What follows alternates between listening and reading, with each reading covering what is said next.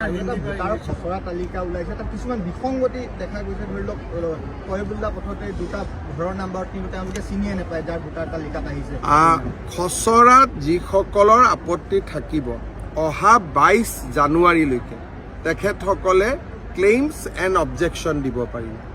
সেইকাৰণে ডেমক্ৰেটিক দেশ এখনত যিহেতু সকলো সুবিধা থাকে, ৰাইজে যি ক'ব খোজে কোৱাৰ এটা প্ৰক্ৰিয়া থাকে, গতিকে যিসকলৰ মনত এনেকুৱা সন্দেহ আছে মই আহ্বান জনাম যে 22 জানুৱাৰীৰ আগতে নিৰ্বাচনী আয়োগক আজিকালি আনকি ইমেইল জৰিয়তেও দিব পাৰিব। গতিকে অভিযোগ দিয়ক আৰু মই ভাবোঁ নিৰ্বাচনী আয়োগে অভিযোগসমূহ নিষ্পত্তি কৰিব। ভোটাৰৰ খচৰা তালিকা ওলাইছে, তাত কিছুমান বিসংগতি দেখা গৈছে। ধৰি লওক কয়বুল্লা পথতে দুটা ঘৰৰ নাম্বাৰ তেওঁলোকে চিনিয়ে নাপায় যাৰ ভোটাৰ তালিকাত আহিছে। খচৰাত যিসকলৰ আপত্তি থাকিব অহা 22 জানুৱাৰীলৈকে তেখেতসকলে ক্লেইমছ এণ্ড অবজেকশ্যন দিব পাৰিব।